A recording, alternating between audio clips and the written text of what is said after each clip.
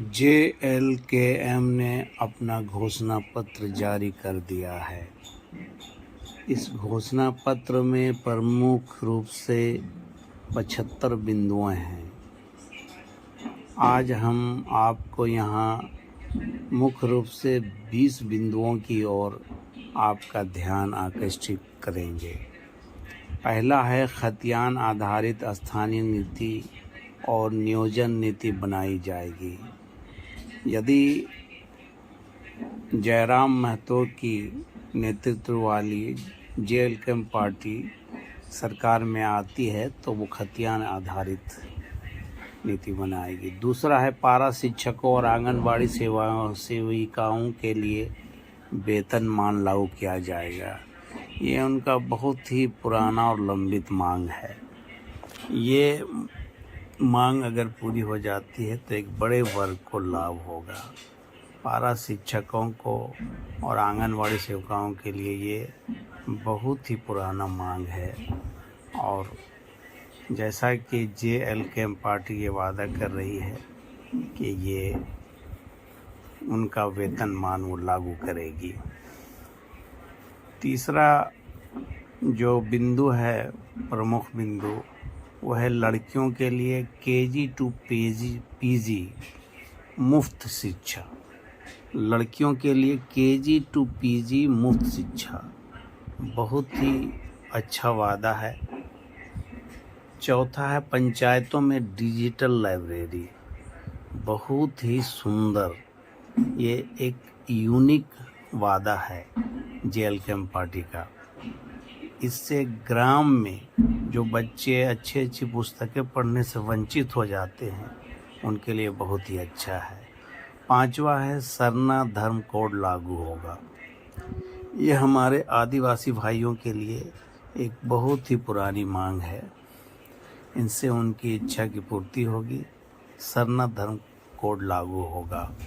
ये JLKM party के घोषणा पत्र में है। छठा है झारखंड छात्र आयोग का गठन होगा। इसमें जो क्रम बिंदु दिया गया है ये हमारे अनुसार है, जिसको मैंने 20 बिंदुओं को प्राथमिकता दिया है। झारखंड छात्र आयोग का गठन होगा। अनोखा वादा है, बहुत ही अद्भुत और सुंदर।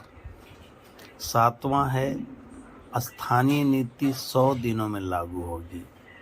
इसी को बिंदु बनाकर JLKM पार्टी ने अपना आंदोलन शुरू किया था।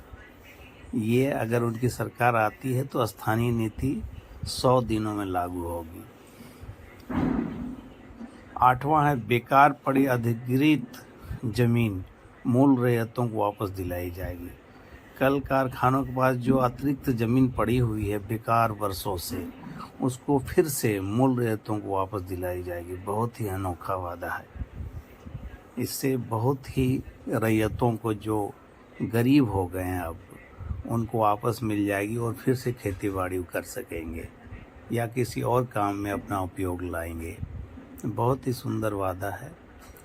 देखिए,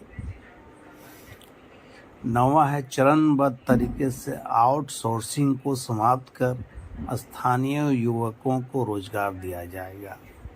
जो आउटसोर्सिंग कंपनियां हैं और उसमें स्थानीय युवकों को अभी रोजगार मिलने में थोड़ा दिक्कत होती है। अगर JLKM पार्टी सरकार में आती है तो वो स्थानीय युवकों को रोजगार देगी। ये भी वादा बहुत सुंदर है इस घोषणा पत्र में।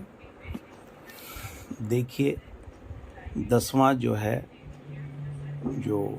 वादा है वो खतियानी या स्थानीय संवेदकों को काम मिलने में प्राथमिकता दी जाएगी। यानी जो ठेकेदार हैं, जो स्थानीय लोग हैं, अभी तो काम मिलता में थोड़ा कठिनाई होती है।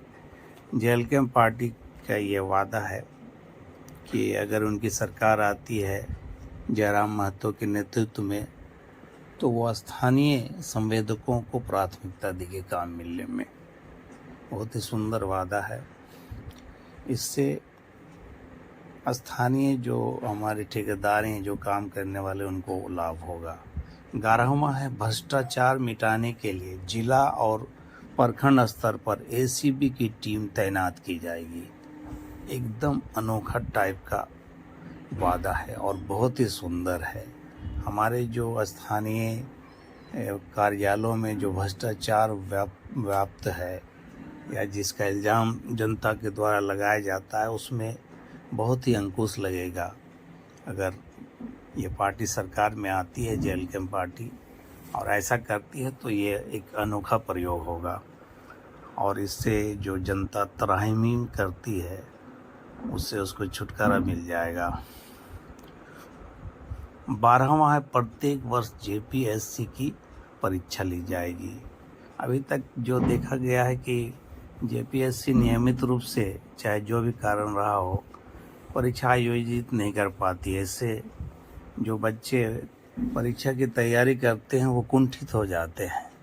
अगर प्रत्येक वर्ष परीक्षा होगी तो उन्हें लाभ होगा। 13वां है, गरीबों को शिक्षा और कृषि लोन 0% ब्याज पर दी जाएगी। बहुत ही सुंदर वादा है जयराम महतो की पार्टी की। अगर उनकी सरकार आती है तो गरीबों को 0% पर ब्याज देगी। इससे वो उद्योग धंधे भी छोटे छोटे लगा सकते हैं या और कृषि कार्य बढ़िया से कर सकते हैं, शिक्षा प्राप्त कर सकते हैं। बहुत ही सुंदर ये वादा है। 14वां है, झारखंड में समता जजमेंट लागू होगा।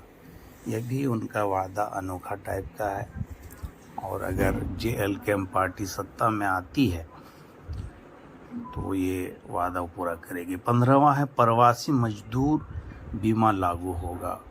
बहुत ही सुंदर और अनोखा ये वादा है।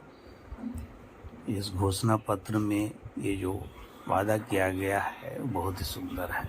16वां है, वृद्धा, विधवा और विकलांगता पेंशन 2000 रुपया प्रति माह होगा। बहुत ही अच्छा है। इससे इन वंचितों को, इन गरीबों को बहुत ही लाभ होगा। अगर उन्हें प्रति माह 2000 रुपया मिलता है किसी वृद्ध व्यक्ति को, किसी विधवा को, तो वो उनको आर्थिक सहायता मिल जाएगी। 17वां है, डीवीसी और कोल इंडिया का मुख्यालय धनबाद या बोकारो लाया जाएगा।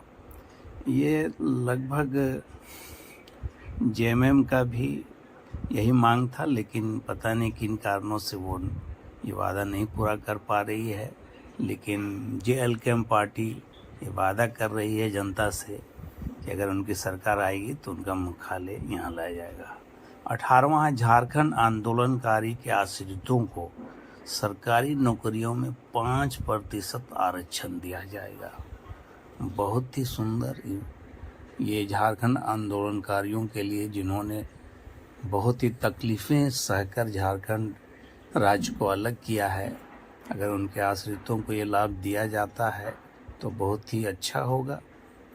उन्हें थोड़ा सा आत्मसंतुष्टि मिलेगी। ये जेएलकेएम पार्टी वादा कर रही है। 19वां है, खेल विश्वविद्यालय की स्थापना की जाएगी। खेल को बढ़ावा देने के लिए ये बहुत ही अच्छा वादा है। अगर जयराम महतो की पार्टी उनके नेतृत्व में सरकार बनाती है तो यहाँ खेल विश्वविद्यालय की स्थापना की जाएगी। 20वां है, झारखंड के पिछड़ों के लिए 27% आरक्षण लागू होगा। ये 20 बिंदु हैं, मुख्य 75 बिंदुओं में से ये 20 बिंदु मोती की तरह छाटा गया है।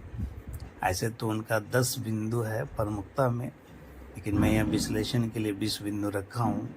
अगर ये 20 वादे भी पूरा कर देती है तो ये झारखंड राज्य 5 वर्षों में विकसित होने से कोई भी नहीं रोक सकता है।